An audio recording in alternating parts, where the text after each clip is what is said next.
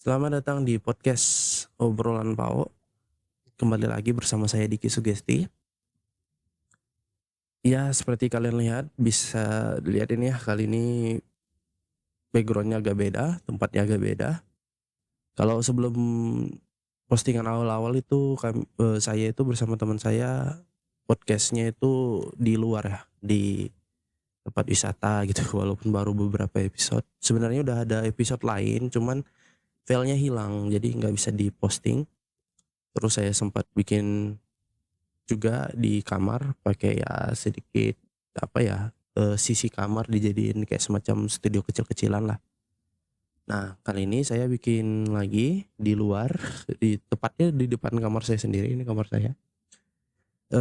Nuansanya agak hijau-hijau ya, tanam-tanaman, karena memang sebenarnya saya, apa ya bilangnya, nggak bisa jauh ya dari tanam-tanaman gitu, karena saya dari kecil itu udah memang terbiasa ke ladang, bertani gitu kan. Memang kerjaan dari ibu saya itu petani, keluarga saya dari petani. Jadi ketika pindah ke Bandung itu ada rasa rindunya lah gitu. Makanya saya bikin semacam garden kecil-kecilan lah gitu. Walaupun ya nggak seberapa lah kalau dilihat juga. Nah, sebelumnya juga memang ini masih mending ya. Yang saya tanam itu tanaman hias, tanaman yang memang diperuntukkan untuk taman lah gitu. Walaupun ya sebenarnya udah terlalu banyak ya, udah over tuh, karena tempatnya memang cuman kecil lah, cuma 1 meter doang. Sebelumnya itu saya nanam itu malah sayur-sayuran, karena memang kan seperti saya bilang tadi, saya itu dari petani, jadi nanamnya yang sayur-sayuran lah gitu. Makanya biar mengobati rasa rindu gitu. Tapi semenjak kemarin pandemi kan naik tuh hobi tanaman itu banyak. Jadi saya terinspirasi buat bikinlah kecil-kecilan gitu taman di sudut. Kebetulan saya memang ada di sudut, jadi nggak bakal ngeganggu orang. Jadi biar semacam tempat istirahat, tempat apa ya, tempat ya sepulang bekerja cari hiburan, hobi segala macam gitulah. Di sinilah saya biasanya gitu. Nah, tapi kali ini sebenarnya saya nggak mau ngebahas soal tanam-tanaman karena saya bukan orang yang expert juga dalam bidang itu. Jadi saya kali ini pengen ngebahas soal Alzheimer.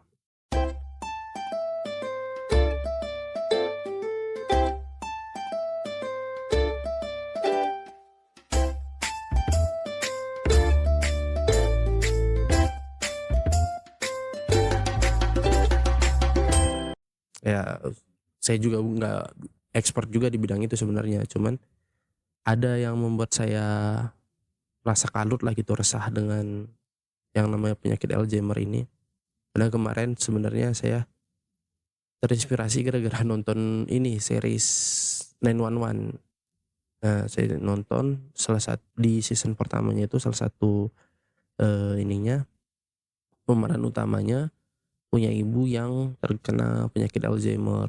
Nah, saya terangin dulu apa itu penyakit Alzheimer. Alzheimer itu salah satu penyakit di mana penderitanya itu mengalami kehilangan ingatan yang secara masif ya, sangat besar-besaran. Dia bisa jadi lupa akan namanya sendiri, akan dirinya sendiri, bahkan orang lain juga gitu. Nah, kenapa saya ngebahas Alzheimer ini sebenarnya karena saya ngerasa jadi, wah, sakit ya gitu ternyata penyakit Alzheimer itu. Nah, sakitnya itu bukan, tidak hanya terasa secara fisik gitu, tapi secara mental juga kena gitu. Kenapa saya bilang begitu? Nah, di film itu diceritakan bahwa pemeran utama yang bernama Abby itu punya ibu yang terkena penyakit itu. Lalu di dalam film itu banyaklah kejadian di mana efek dari penyakit itu, dia jadi lupa akan anaknya, akan bagaimana kenangan dia dulu, seorang ibu ini yang sebenarnya sudah, apa ya, punya pengalaman hidup yang sangat luar biasa lah gitu. Nah, bahkan dia udah, apa ya, keliling dunia, keliling Eropa gitu, biasalah orang, sana kan memang jalan-jalannya keliling Eropa lah gitu. Nah, gara-gara penyakit itu dia jadi lupa akan, apa ya, pengalaman-pengalaman indah itu tadi gitu. Nah saya jadi kepikiran gitu, apa kalau seandainya saya pribadi atau orang-orang sekitar saya kena penyakit itu, pasti akan sangat sedih ya, di mana dia sudah mengalami kehidupan yang begitu panjang, sakitnya, senangnya, sukanya, dukanya. Tapi karena penyakit itu hilang begitu saja gitu. Bayangkan kalau kalian, apa ya, gimana, punya pengalaman hidup yang sangat luar biasa lah gitu. Udah misalnya kayak mungkin orang yang suka berpetualang, udah keliling dunia, udah keliling Indonesia, atau orang yang punya, apa ya, catatan hidup yang baik lah gitu, karir yang positif, sudah jadi ini, sudah jadi itu. Atau bahkan mungkin luar biasanya lagi mungkin seorang presiden gitu, yang sangat luar biasa, sangat berjasa kepada negara. Lalu dia kehilangan ingatan akan semua itu gitu. Mungkin dari sisi penderitanya ya nggak akan ngerasain apa-apa karena dia lupa semua itu. Tapi dari sisi orang yang di sekitarnya pasti ngerasa gimana gitu. Karena saya pribadi pun ngerasakan, wah pasti sakit banget gitu karena melihat orang yang kita sayang, yang kita rasa idolakan, yang kita rasa luar biasa dalam hidupnya, tapi dia malah kehilangan semua ingatan itu gitu. Makanya saya termotivasi lagi buat bikin video-video kayak gini gitu, biar suatu saat nanti amit-amit gitulah, bukan saya pengen atau apa, cuman sekedar berjaga-jaga, kalau-kalau nanti saya terkena atau bahkan nggak usah lah terkena, terus saya sudah tua tidak lagi sanggup menceritakan bagaimana kehidupan saya dulu. Nah saya buatlah channel ini buat, ya mungkin bisa mengingatkan saya secara pribadi bagaimana kehidupan saya, atau bahkan untuk mengingatkan orang-orang di sekitar saya juga gitu. Bagaimana kehidupan yang pernah saya alami gitu. Contoh hal besar untuk pribadi saya sendiri, bagaimana perjuangan saya pindah dari Medan terus ke Bandung, terus ya merantau di sini sampai sebegini lamanya, lalu lupa akan perjuangannya gitu kan pasti nggak enak banget ya. Makanya saya buat kayak gini biar bisa menceritakan kembali kisah-kisah saya, kisah-kisah perjuangan saya, walaupun nggak seberapa mungkin menurut orang ya, tapi menurut saya itu sangat luar biasa. Saya sendiri kagum kepada diri saya sendiri yang bisa melewati semua itu, dan kekaguman saya juga nggak terlepas dari salah satu ucapan dari teman saya gitu. Karena kan baru-baru ini juga saya lagi mengalami masa-masa sulit lah gitu, masa-masa yang sangat berat, yang agak sulit juga saya ceritakan karena sangat personal ya. Dan saya karena saya termasuk orang yang sulit untuk bercerita kepada orang lain, jadi saya kayak berusaha mencuri-curi kesempatan untuk bercerita gitu, karena saya memang nggak pandai lah gitu untuk cerita ke orang lain bagaimana kehidupan pribadi saya, bahkan ke orang tua saya sendiri kadang saya sulit untuk lebih terbuka gitu, karena mungkin dogma anak paling pertama harus kuat itu sudah sangat tertanam di kepala saya, sehingga ketika saya bersedih, ketika saya terluka gitu, bercerita kepada orang lain itu berat untuk saya gitu. Menurut saya malah enakan dipendam sendiri gitu. Udahlah buat diri sendiri, walaupun salah ya. Buat teman-teman mungkin pasti tahu lah bagaimana rasanya. Dan itu pastinya salah. Harusnya kita lebih terbuka, lebih berani cerita kepada orang lain biar lebih plong lah gitu. Nah, singkat cerita saya malah ceritalah kepada salah satu teman saya, cerita-cerita soal masalah kehidupan saya lebih personal. Eh, dia bilang kayak gini, "Kau itu nggak gagal," kata gitu. Padahal menurut saya ini pribadi, saya udah cukup jauh ya dari, apa ya, ekspektasi yang dari awal udah saya bangun, ekspektasi yang sudah saya usaha untuk bentuk biar bisa jadi apa dan tujuan apa saya ke Bandung ini gitu. Tapi dari semua ekspektasi, dari waktu yang sudah terbuang, kayak nggak terbayar dengan tuntas gitu, sehingga saya ceritalah soal itu kepada temen saya itu tadi, dia bilang gitu tadi, "Kau itu nggak gagal. Kau sadar nggak kalau mungkin banyak orang-orang yang nggak usah jauh-jauh di kampung kau aja," katanya, eee, "yang juga pengen kayak kau gitu, bisa ke Bandung, bisa merantau," katanya. Cuman mereka kadang bisa jadi nggak siap, bisa jadi nggak kuat atau ada halangan dari orang tua dan segala macam, tapi kau bisa kayak gitu. Dan kau mampu menjalaninya sepanjang ini gitu. Masa kayak gitu aja langsung gagal? Enggak dong. Malahan kata dia, kau itu udah jauh dari kata berhasil. Kau berhasil mengalahkan dirimu sendiri. Kau berhasil mengalahkan omongan orang. Kau berhasil mengalahkan ketakutan kau sendiri katanya. Dan aku jadi mikir gitu, iya juga ya. Kalau dipikir-pikir dari waktu ke waktu, setiap waktu aku itu punya progres tersendiri gitu. Walaupun mungkin bagi orang lain ya bisa dibilang kecil lah gitu mungkin. Tapi buat aku sendiri itu malah iya juga ya. Gak kerasa udah jauh sampai sini. Gak kerasa udah sampai sejauh ini gitu. Dan kenapa aku malah mengecap diriku sendiri yang gagal gitu. Karena kan seharusnya malah aku sendiri yang memotivasi diri sendiri biar lebih lebih ngerasa bersyukur lah gitu. Harusnya lebih berani, lebih percaya pada diri sendiri gitu. Makanya baru teringat lah perjuangan-perjuangan dulu di masa-masa sulit kami bersama teman-teman saya. Masa-masa sulit saya pribadi juga gitu. Bagaimana harus berjuang dari satu tempat ke tempat lain, nyari kerja. Bahkan di awal kedatangan aja aku langsung diuji bagaimana perjuangan hidup itu di mana masa orang-orang juga ngalamin gitu dan berat banget gitu. Akhirnya kepikiran gitu. Ya juga ya gitu. Harusnya aku lebih care gitu. Bahwa ini udah lebih gitu dari sekedar cukup harusnya gitu. Kenapa aku harus malah takut dan merasa lebih lebih lebih kalah dari apa yang sedang aku bangun sendiri gitu. Mengingat perjuangan-perjuangan tadi lah baru aku kepikiran. Kalau di masa sulit seperti ini aja aku ngerasa terbangun, termotivasi akan perjuanganku sendiri gitu. Lalu bagaimana kalau seandainya suatu saat aku lupa akan perjuanganku itu gitu. Sehingga nggak ada lagi yang bisa mengalahkan motivasi tadi lagi gitu. Harusnya sebagai orang yang sudah cukup jauh ya, menurutku secara pribadi gitu. Harusnya lebih banyak bersyukur lah gitu. Dan merasa bangga juga gitu. Bahwa kita itu udah lebih dari sekedar cukup gitu. Kenapa kita malah mengotori pikiran kita dengan ekspektasi yang sebenarnya kita sendiri nggak mampu.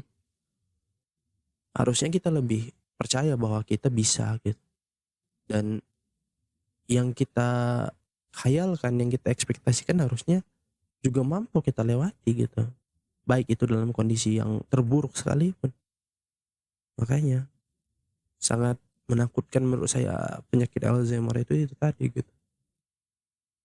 Bisa membuat dengan seketika hilang semuanya gitu. Bahkan ada yang sangat kronis katanya hilang semuanya. Dan itu biasanya memang terjadi kepada orang tua ya. Orang-orang yang sudah berumur, sudah lanjut usia terjadi seperti itu. Tapi harusnya di zaman sekarang yang sudah termodernisasi ya, peluang untuk terjangkit penyakit itu harusnya lebih sedikit ya, karena memang dunia kesehatan juga sudah banyak improve-nya.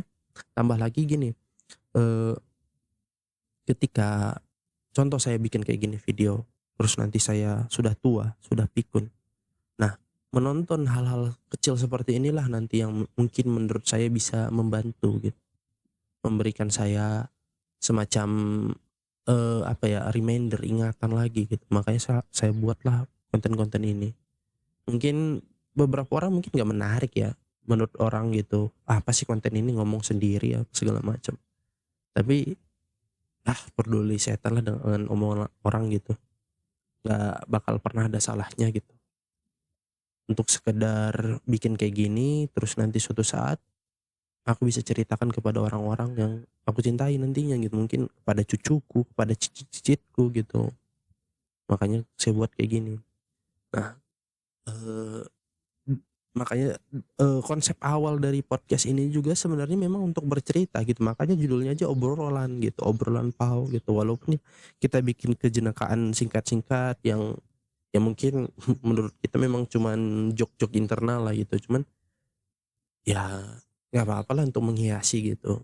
Makanya saya kemarin awal-awal postingan itu ya memang podcast jalan-jalan, podcast outdoor, podcast berkunjung ke tempat-tempat yang sering aku kunjungin gitu, biar untuk semacam reminder lah gitu, bahwa dulu aku pernah ke Bandung, pernah ke sini, pernah ke situ. Cuman memang karena lagi saya juga pribadi lagi dalam masa-masa yang agak sulit saat saat ini ya, tambah lagi memang gak ada temen, saya kan memang agak susah ya untuk apa bilang, untuk sekedar ngobrol dengan orang lain, terus mulai apa ya, bersosial secara masif lah gitu, secara aktif pada orang lain itu agak susah. Makanya saya cuman beberapa teman doang gitu. Nah sayangnya beberapa teman ini juga udah pada sibuk, makanya susah. Ini juga salahnya saya introvert ini, ya susah. Ya mau gimana, saya juga agak bingung. Karena kalau ditanya orang, kenapa sih kau susah banget gitu ngomong sama orangnya, tinggal ngomong gitu. Cuman saya bingung menanggapinya, memulainya, harus ngomong apa gitu-gitu saya bingung. Makanya entah gimana caranya juga saya lagi berusaha ya untuk sekedar apa ya, berusaha berbaur lah gitu kepada lingkungan gitu. Makanya saya jarang ikut-ikut tempat keramaian, konser gitu-gitu jarang. Memang dari kecil juga kemampuan untuk itu memang kayaknya agak susah gitu. Karena dari kecil saya tuh kalau nggak ke ladang sekolah rumah gitu-gitulah. Paling banter jauh-jauh ya ke masjid, itu doang. Makanya circle-nya ya itu aja gitu. Teman-teman saya paling bisa dihitung sampai sekarang. Makanya ketika saya udah lama di sini pun ya teman-teman di kampung pun langsung lenyap aja gitu. Padahal menurut saya dulu teman saya banyak waktu di kampung itu. Ada kayaknya 10 gitu. Ya memang nggak semuanya ngumpul bareng, pasti ada lah gitu. Cuman ngerasa banyak lah gitu. Menurut saya cukup gitu. Tapi ketika saya pindah ke sini hilang semua. Ada yang sudah berkeluarga, ada yang punya kegiatan lain, ada yang sudah bekerja yang sangat sibuk, tambah saya juga bekerja makin sibuk lagi, sehingga waktu untuk ngobrol bahkan untuk kabar-kabaran dari apa ya, dari sosial media atau bahkan dari WhatsApp aja susah. Nah itulah, nah tambah lagi pindah ke sini, lingkungan baru, ketemu dengan orang baru, aduh makin susah, susah bergaulnya, sama budaya juga beda gitu. Makanya buat temen-temen dari kecil lah, apalagi orang tua ya, tolong diperhatikan juga anak-anaknya, apakah memang dia ada kesulitan untuk bergaul, karena memang nanti mungkin nggak nanti kerasanya gitu, bukan nggak langsung gitu, cuman nanti pas mungkin di umur-umur sekian, di umur-umur segitu agak sulit dia ngobrol sama orang lain, ngomong sama orang lain gitu. Ya kayak saya inilah akhirnya cuman bisa ngomong sendiri kayak gini, susah ngajak teman, susah ngajak orang gitu. Jadi agak curhat jauh ya, tapi begitulah teman-teman, mana-mana ngobrolannya. Memang dari awal juga saya pengen ngebahas Alzheimer, cuman curhat aja sih, bukan sebagai expert yang ngomongin bagaimana Alzheimer itu apa segala macam gitu, enggak. Cuman apa yang saya rasakan sebagai orang biasa, sebagai mungkin pasien lah gitu, bukan orang dokternya. Kalau dokternya mungkin kalian bisa searching lah di YouTube segala macam. Apa itu Alzheimer, gejala-gejalanya gitu. Karena saya juga ketakutan itu juga datang karena memang saya pribadi mungkin ya tadi agak susah bergaul. Nah makanya ketika ada momen yang menurut saya berharga, bisa ketemu dengan orang yang luar biasa, berkunjung ke tempat-tempat yang keren, itu yang malah jadi saya takut hilang gitu. Mungkin kalau orang-orang yang ekstrovert atau yang gampang ngobrol, mungkin mereka nggak bakal kepikiran untuk takut dengan penyakit jenis ini gitu. Ya begitulah teman-teman, obrolan kita kali ini, curhat-curhat singkat lah ya, bagaimana saya dan kesulitan saya selama di Bandung ini. Mungkin itu dulu untuk episode kali ini ya. Saya juga udah bingung ngomong apa, gak berusaha cari topik agak susah ya. kalau sendiri, makanya saya lebih prefer ngomong sama orang gitu. Oke, ini aja kali ya, untuk episode kali ini. Buat teman-teman yang barangkali suka dengan, konten saya boleh silahkan berlangganan. Jangan lupa juga, share atau tinggalkan komen apa yang kalian rasakan juga sama seperti saya gitu. Itu dulu kali teman-teman. Terima kasih sudah mendengarkan saya. Sampai jumpa di, konten selanjutnya. See you.